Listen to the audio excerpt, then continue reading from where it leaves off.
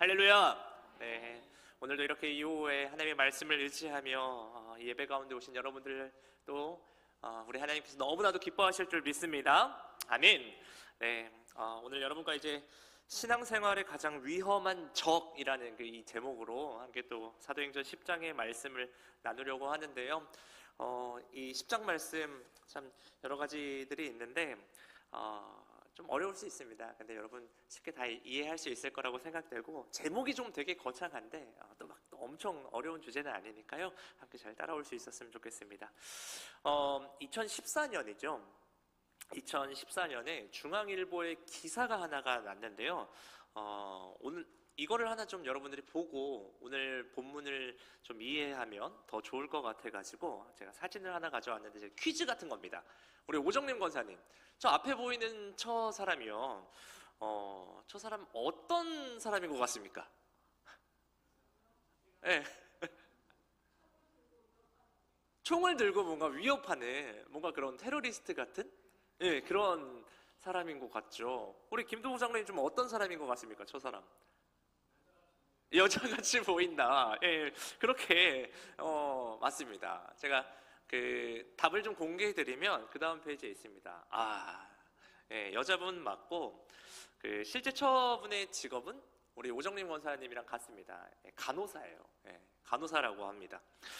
한번 사진 하나 더 보여드릴게요. 자, 이번에 또 우리 이거는 우리 이용호 권사님 한번 맞춰볼까요? 이 사람은 좀 어떤 사람 같아 보여요? 네, 나쁜 사람 같이 보이나요? 예. 안수리 권사님, 예, 뭐라고요? 갱단 같이 보인다. 예, 맞습니다. 좀 이렇게 봤을 때는 그렇게 보이는데요. 실제로는 좀 어떤 사람인지 한번 다음 페이지 보여주시면 잘 모르시겠죠. 근데 저 사람이 명문, 그 세계적인 명분이죠. 하버드 대학교를 나온 세계적인 학자입니다. 예. 이제 한번 저 보여주시면 여기까지만 하고요. 되게 그 보이는 모습과 아까 전에 그 첫 번째 화면에 보셨던 그 모습과는 좀 이 사람들이 실제로는 다른 이력들을 가지고 있는 분들이라는 걸 우리가 방금 전에 좀 볼 수 있었는데요. 이처럼 우리 안에는요, 이미 자리 잡고 있는 우리만의 편견이라는 것들이 있어가지고요, 뭔가 다른 사람들을 볼 때 어떤 모습으로 보이는지에 따라서, 그것에 따라서 이미 우리는 그 사람에 대해서 뭔가 딱 판단을 하고 그 사람에 대한 편견이 딱 우리를 사로잡죠. 예. 그래서 딱 그렇게 보죠. 마찬가지로 오늘 이제 본문 말씀 한번 보면요, 이 사람이 가진 우리들의 이 편견이라는 게 얼마나 우리의 신앙생활 가운데 그 하나님의 역사를 가로막고 있는지에 대해서 보여주고 있는 본문이 어쩌면 이 본문이랑 되게 비슷합니다. 이 본문이에요. 왜 그런지 오늘 본문 말씀 우리 한번 계속 보면서 함께 살펴보도록 할 텐데요. 오늘 본문 1절을 우리 한번 읽으면서 시작해 볼까요? 시작! 가이사랴에 고넬료라 하는 사람이 있으니 이달리아 부대라 하는 군대의 백부장이라. 네. 먼저 이 10장을 시작하면서 고넬료라는 사람이 등장을 하잖아요.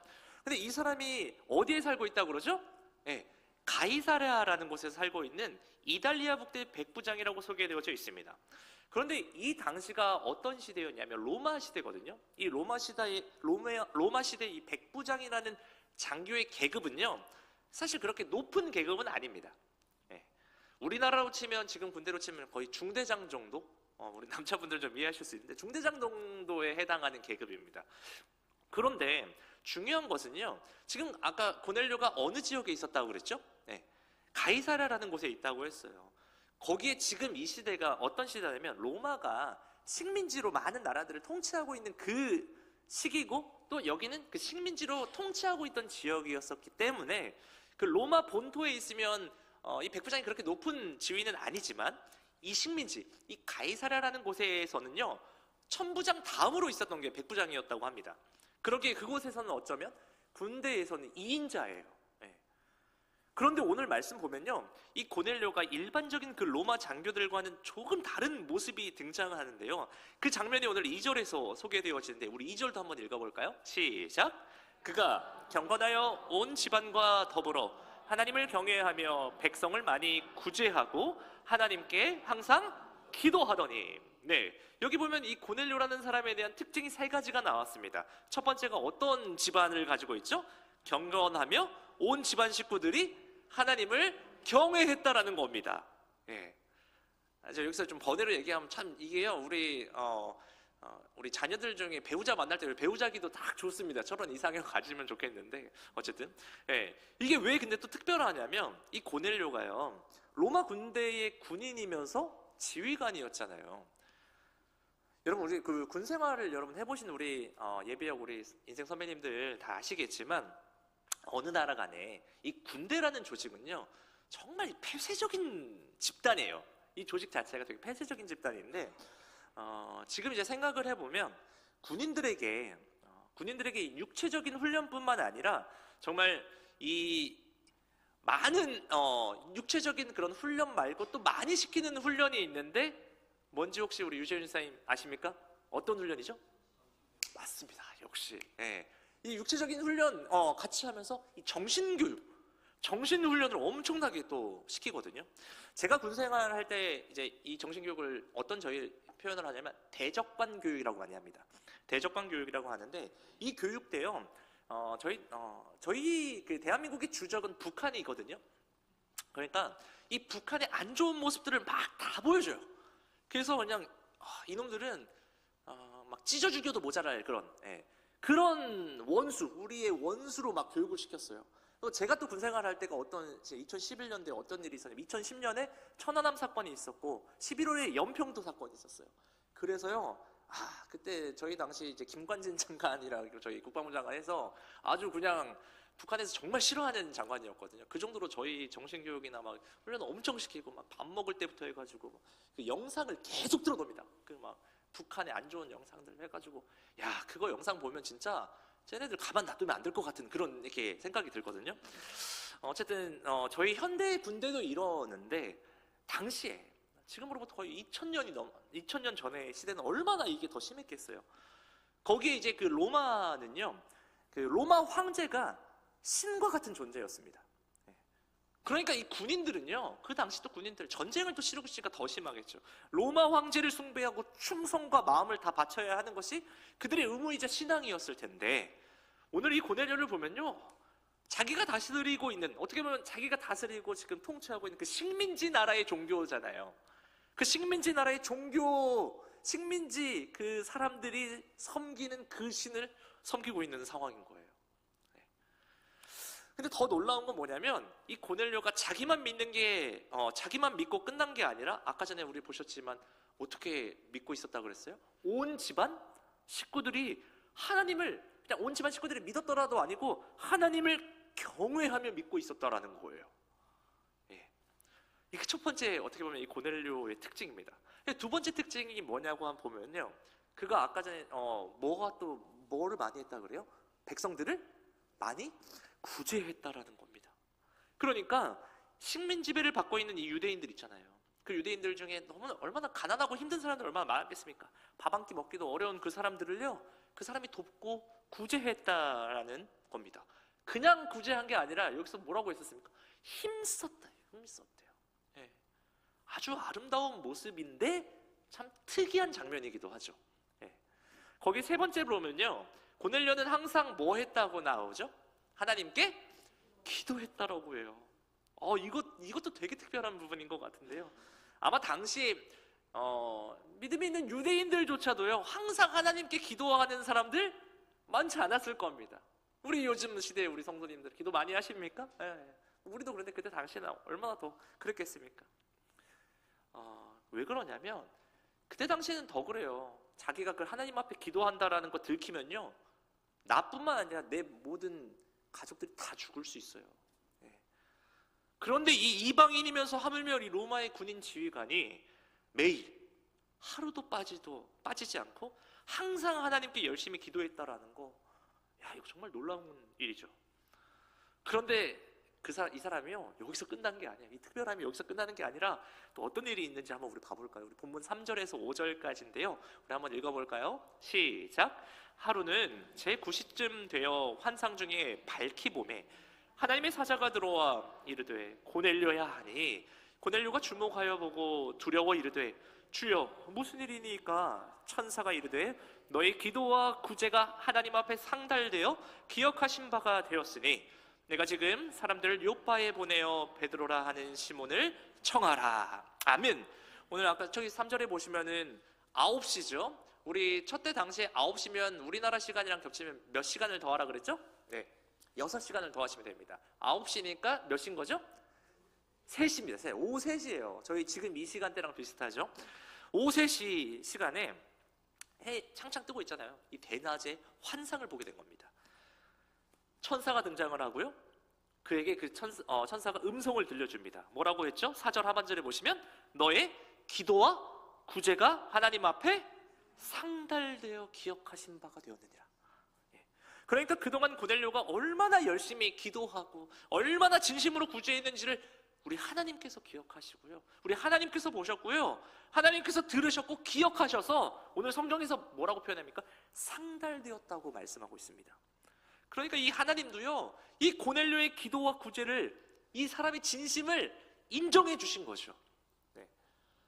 그런데요, 참 이게 오늘 특이해요. 고넬료의 이 믿음, 하나님도 인정하신 이 믿음을요 절대로 인정하지 않는 사람들이 등장을 합니다. 네. 그게 누군지 아십니까? 바로 우리가 생각했을 땐 예수 믿지 않는 사람들일 거라고 생각이 드는데, 고넬료의 믿음을 인정하지 않고 비방했던 사람이 오늘 5절에서 천사가 고넬료에게 청하라고 하는 사람, 바로 예수님의 수제자 베드로입니다. 네. 베드로는요 동의할 수가 없었어요. 네. 왜냐하면 이유는 하나예요. 고넬료는 이방인이었기 때문입니다. 네. 거기에 고넬료는 그 이방인 중에서도 로마 사람이었어요. 자기들을 식민지하고 있는 그 로마 사람이었고, 자기 민족을 짓밟았던 거기에 로마 군인이자 지휘관이었기 때문이에요. 그래서 이 당시에 이 유대인들이 이방인들을 향해 가지고 있는 그 편견이 정말 상상을 초월할 정도로 심각했었습니다. 마찬가지로 이 베드로도 이런 편견이 가득했던 사람이었던 거죠. 근데 우리가 생각을 해보면 베드로가 어떤 사람이죠? 지금 보면 이 초대교회에서 성령을 체험하고, 베드로가 막 설교하면 3,000명, 5,000명이 회개하고 돌아오는 능력을 받은 사람이에요. 네. 그런데 이 베드로 안에 편견이 있었다라는 겁니다.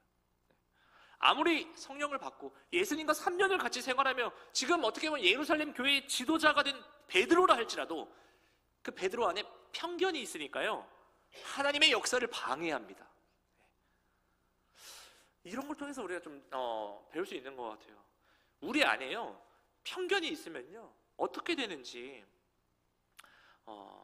여러분들 더 잘 아실 것 같아요. 우리 안에 뭔가 이 편견이 들어오게 되면요, 그냥 충분한 근거 없이, 그 사람을 직접 경험해 보지도 않았는데도 그 사람 나쁘게 보잖아요. 그냥 누군가가 이렇게 들은 소리로. 인간에게 한번 이 고착된 편견이라는 게요 참 쉽게 바뀌지 않는다고 합니다. 한번 우리 눈에 이 색안경이 씌워지면요, 그 다음부터는 끊임없이 부정적인 그 태도와 사고를 일관되게 갖게 되는 거거든요. 그런데 여러분, 이게 우리 교회 공동체 안에서도 너무나도 이 큰 문제들을 낳아요. 우리 교회 안에서도 그런 일들이 일어나는 거죠. 왜냐하면 한번 어떤 사람이요 좀 이렇게 싫은 행동하고 그래버리면 그 사람의 그런 부정적인 모습들, 안 좋은 모습들이 계속 보이고 그 사람이 좋은 모습 보이는 것도 그냥 가식처럼 보이거든요. 막 싫어요. 이게 편견이 그렇거든요. 사람을 미워하게 하고 증오하게 하거든요. 그래서 우리가 이 편견이 너무나도 우리가 주의해야 될 거거든요.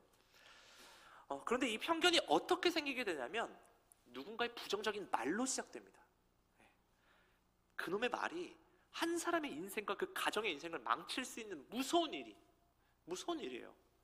그래서 우리가 뭔가 누군가를 판단해가지고 내 주위에 있는 사람들에게 그 편견을 가질 수 있게 하는 거, 내 말로 인해서 그 사람이 어떤 사람에 대해서 안 좋게 보게 하는 거, 그거 정말 나쁜 행동인 겁니다. 좋은 편견을 갖게 하는 말들, 이건 또 너무 좋죠. 좋게 볼 수 있게끔 하고 그 사람 더 사랑할 수 있게끔 하는 건 너무 좋은데, 계속 부정적이게 보게 하는 편견을 만드는 일을 하면 안 되는 거죠. 오늘 본문에서 저는요 하나님이 우리에게 이 편견에 대해서 말씀하시는 것 같다고 느꼈는데요, 어떤 분들은 그럴 수 있습니다. 그래도 나는 뭐 그런 거 편견 잘 안 갖는다고, 편견 없다고 하실 수도 있는데요.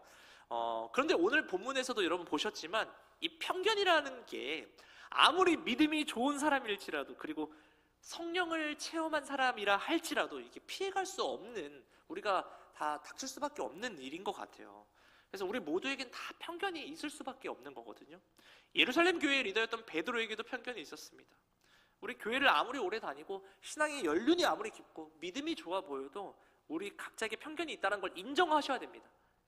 인정하고 이것을 우리가 어떻게 해야 될지, 그리고 하나님께서는 이 우리의 편견, 우리의 깨지지 않는 이 편견, 또 오늘 이 베드로의 깨지지 않는 이 편견을 어떻게 하나님께서 깨시는지를 오늘 또 본문에서 한번 또 찾아볼 수 있었으면 좋겠는데요. 우리 9절에서 또 11절 함께 또 읽어볼까요? 시작! 이튿날 그들이 길을 가다가 그 성에 가까이 갔을 그때에 베드로가 기도하려고 지붕에 올라가니 그 시각은 제6시더라. 그가 시장하여 먹고자 하매 사람들이 준비할 때에 황홀한 중에 하늘이 열리며 한 그릇이 내려오는 것을 보니 큰 보자기 같고 내 귀를 메어 땅에 드리웠더라. 아멘. 베드로가 기도하러 지붕에 올라갑니다. 오늘 말씀을 보니까 제6시라고 하네요. 그러면은 우리 시각으로 몇 시? 6시간 높네. 6시간. 6시니까 6시간 하면 12시죠. 그러니까 정오입니다. 점심시간인 거죠. 12시 되니까. 이 점심시간이 되었는데 베드로가 매우 배가 고픈 거예요. 그런데 그때 하나님께서 기도 가운데 환상을 하나 보여주시는데요. 하늘에서 큰 바구니 하나가 쫙 내려옵니다. 바구니가 하나 쫙 내려오는데 또 그릇 하나가 내려오고 이제 보자기가 있는데 그 안에 짐승들, 많은 짐승들과 이제 새가 담겨져 있는 거예요. 그런데 오늘 10절에 보시면 아까 지금 베드로의 상태가 어떻다고 했습니까? 시장하여. 그러니까 배가 고픈 거잖아요. 그때 음성이 들려오는 거예요. 우리 13절, 14절 한번 읽어볼까요? 어떤 음성이 들려오는지 시작! 또 소리가 있으되 베드로야 일어나 잡아 먹어라 하거늘 베드로가 이르되 주여 그럴 수 없나이다. 속되고 깨끗하지 아니한 것을 내가 결코 먹지 아니하였나이다 한데. 아멘. 그러니까 지금 베드로가 배가 너무 고픈 상태인데 하나님이 환상으로 이 먹을 것을 주셨는데도 베드로가 어떻게 거절합니까? 저 속되고 깨끗하지 아니한 거 나 결코 먹을 수 없다. 지금 너무 배고픈데 안 먹는다. 그렇게 하면서요 하나님께서 말씀하신 걸 거절하고 있습니다. 그 뒤를 계속 보면요 하나님께서도 물러서지 않고 베드로에게 하나님께서 깨끗하게 한 걸 네가 속되다 하지 말라 그러면서 막 논쟁을 해요. 그러면서 3번이나 그렇게 하고 그 환상이 끝나게 됩니다. 결론적으로 베드로가 그걸 안 먹어요. 그런데 여러분 여기서 우리가 반드시 짚고 넘어가야 할 아주 중요한 내용이 있습니다. 지금 이 명령이 누구 명령입니까? 하나님 명령이잖아요. 하나님 말씀이잖아요. 그런데 베드로가 이 하나님 말씀과 명령을 거절합니다. 왜 그러냐면 자신들의 이 전통들, 자신들의 이 율법주의, 이 율법주의라는 그 편견에 사로잡혀가지고 그 하나님의 말씀, 하나님의 음성이 들려와도요 그걸 거절하고 있는 거예요. 자기가 맞는 거예요. 하나님보다. 그래서 우리가 이거 보면서 꼭 기억해야 될 게 뭐가 있냐면 여러분 우리의 이 주장과 우리의 의지들, 내 판단이 정말 옳다고 생각되는 것들이 있거든요. 내 자아가 강해질수록요 하나님의 말씀이 우리 가운데 들어오지 않는다라는 겁니다. 그래서 진짜 하나님의 음성이 들려도요 그 말씀 그냥 튕겨 나가버려요. 내가 맞아요. 내가 맞거든요. 근데 이게 왜 그러냐면 편견 때문에 그러는 거예요. 그래서 제가 오늘 제목에 신앙생활의 가장 위험한 적이 뭘까? 이 편견일 수 있겠다. 그래서 제목을 좀 정해봤습니다. 편견이라는 게 너무나도 무서운 거죠. 왜 그러면 하나님의 말씀조차도 그냥 안 들어버리거든요. 그래서 이 인간의 이 편견을 경계하기 위해서 저희 교단이 그래서 추구하는 신학이 뭐냐면 개혁주의 신학이라고 해가지고 영어로는 리폼드 티올로지라고 하는데 리폼, 이게 뭐냐면 개혁된 교회는요 항상 말씀으로 개혁되어야 된다라는 거예요. 기준은 항상 하나님의 말씀, 하나님의 말씀이 기준이지 그 개혁의 대상이 뭐냐, 우리 개혁주의에서 그 개혁의 대상이 뭐냐면 내 생각, 내 편견, 이게 개혁의 대상이거든요. 이 내 생각과 내 편견에서 계속적으로 하나님 말씀으로 바꾸는, 하나님 말씀에 더 순종하려고 하는, 이게 우리 신학이거든요. 마찬가지로 오늘 이 본문을 통해서 저와 여러분들이 반드시 잊지 않으면 좋겠는 그 내용이 뭐냐면, 여러분, 우리가 아무리 기도를 많이 하고 아무리 경건하고 우리가 아무리 열심히 봉사하고 아무리 영적인 체험을 한다 할지라도 우리 안에 이 영적인 편견이 있다는 걸 우리가 인정해야 됩니다. 먼저 인정해야 되고요. 그럼 이러한 편견을 가진 베드로를 하나님께서 어떻게 이끌어가는지 그 이야기 한번 보려고 하는데, 그 결론부터 말씀드리면 하나님께서 어떻게 하시냐면 직접 개입하세요. 왜냐하면 편견이라는 게요, 인간의 의지나 노력만으로 이게 잘 바뀌지가 않습니다. 그래서 하나님께서도요, 성령을 통해 가지고 이 베드로를 직접 다루시고 직접 깨닫게 하시는 걸 볼 수가 있습니다. 그 방식이 오늘 뭐였냐면 11절에 보면 하늘이 열리고 한 그릇이 내려왔죠. 그 안에 각종 짐승들 새들이 들어있었습니다. 그래서 본문은 이 짐승 하나하나를 이렇게 막 저렇게 설명하지는 않는데, 베드로가 이 환상과 이어지는 하나님 말씀을 통해서 그 의미를 분명히 이제 깨닫게 되는데, 하나님께서 깨끗하게 하신 것을 네가 속되다 하지 말라, 이 말씀을 통해서 베드로가 깨닫게 되는 거예요. 뭘 깨닫냐면, 이 환상이 단순히 그냥 음식에 관한 문제가 아니라 사람을 향한 그 하나님의 마음에 관한 것임을 성령 안에서 깨닫게 된 겁니다. 그러니까 이 환상이요, 유대인과 이방인을 가르고 있던 그 경계를 허무시는 하나님의 메시지라는 걸 깨닫게 하시는 거예요. 하나님의 뜻은 분명했습니다, 여러분. 유대인만 구원받는 게 아니라, 유대인만 예수를 믿는 게 아니라 이방인들 역시 하나님의 구원 안에 초대받았다라는 것, 그 사실을 베드로에게 직접 이 성령을 통해서 가르쳐 주신 것이죠. 그래서 베드로가 깨달아요. 그래서 마침내 이 베드로가요, 자신의 입으로 그 고백을 하게 됩니다. 제가 오늘 성경에 이제 10장 막 전체적으로 보는데 너무 길어가지고 아까 16절까지만 읽었는데요. 오늘 34절이랑 35절을 한번 읽어볼게요. 시작! 베드로가 입을 열어 말하되, 내가 참으로 하나님은 사람의 외모를 보지 아니하시고 각 나라 중 하나님을 경외하며 의를 행하는 사람은 다 받으시는 줄 깨달았도다. 아멘. 드디어 이제 베드로의 편견이 깨지는 일이 벌어지게 됩니다. 여러 가지 뭐 중간에 일들이 많이 있는데, 근데 이게요, 여러분, 베드로가 스스로 생각을 바꾼 결과가 아니에요. 하나님의 개입을 통해서, 하나님의 이 강권하심을 통해 가지고 성령의 역사로 말미암아 베드로가 깨닫게 된 거죠. 여러분, 우리도 똑같습니다. 사람들 안에는 누구나 편견이 있어요. 생각보다 훨씬 강한 이 편견들이 우리 각자가 있습니다. 특히 좀 우리 교회처럼 이렇게 우리가 오랜 시간 함께 해온 공동체 안에는 이 편견이 어떻게 보면 더 쉽게 만들어질 수 있습니다. 왜냐하면 우리가 다 어릴 때부터 이게 서로 알고 되게 봐온 기간이 오랜 기간이잖아요. 그러니까 다 알아요. 그 사람의 가정 형편도 다 알고 과거의 모습도 알고 있다 보니까 어느 순간 이렇게 우리가 단정해버릴 수 있어요. 저 사람 안 돼, 저 사람 원래 그래, 저 집안 안 돼 라고 생각할 수 있습니다. 여러분, 이것도 하나의 편견이에요. 그래서 하나님이 그 사람을 통해서, 하나님 분명히 그 사람을 우리 큰빛교회에 보내시는 이유가 있거든요. 그 사람을 통해서 하실 역사가 있거든요. 근데 우리의 편견으로 인해서 어떻게 보면 그 역사를 가로막을 수도 있다는 거죠. 교회 안에서요, 우리가 관계를 보면 자연스럽게 우리도 다 끼리끼리가 생기지 않습니까? 편한 사람, 친한 사람, 뭔가 나랑 말 좀 통하는 사람에게만 마음이 우리가 갑니다. 그리고 반대로 그렇지 않은 사람들은요, 괜히 불편하고 부담스럽고 거리부터 두게 되는 경우들이 있습니다. 여러분, 이 모든 시작도 어디에서 나오느냐 하면 편견에서 이게 시작되는 겁니다.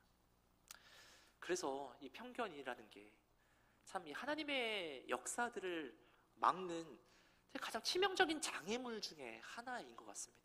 우리가 2026년 서로 하나 되기 위해서 우리가 먼저 해야 될 거, 바로 이 편견을 없애는 거. 이 말씀을 그래서 하나님께서 오늘 또 주시는 거 아닐까라는 생각이 들었습니다. 그렇다면 우리에게 이제 중요한 게 이제 뭘까요? 이 말씀이 우리의 귀에서만 머무는 말씀이 아니라 우리의 이제 관계 속에서 이거를 실천할 수 있어야 됩니다. 여러분, 혹시 지금 내 주위에 내가 가진 편견으로 인해서 뭔가 그 사람과 가까이 하지 않으려고 하고, 뭔가 그 사람은 뭔가 내 삶 가운데, 내 생활 가운데 차치하려고 하고 좀 제외하려고 하는 그런 나의 모습들은 없는지 한번 우리 주위를 돌아봤으면 좋겠고, 나를 한번 돌아봤으면 좋겠고, 여러분, 그거 정말 깨지기 쉽지 않거든요. 어떻게 해야 될까요? 기도해야죠. 성령님, 내 안에 있는 그 편견, 그 사람을 향한 그 편견 하나님께서 만져주세요. 풀릴 수 있는 시간 허락해달라고 우리 그렇게 기도하며 우리의 관계가 회복되고 또 서로 하나 될 수 있는 2026년 큰빛교회 모든 성도님들 되시기를 축원합니다. 기도하겠습니다.